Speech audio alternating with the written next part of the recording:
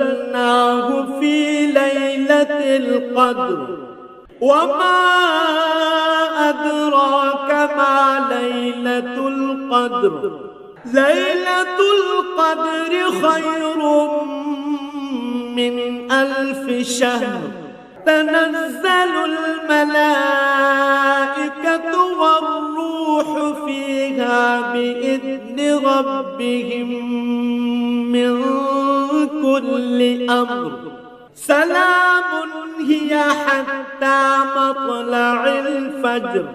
আমি গ্রন্থটি নাজিল করেছি এক মর্যাদাপূর্ণ রাতে। তুমি কি জানো সেই মর্যাদাপূর্ণ রাতটি কি?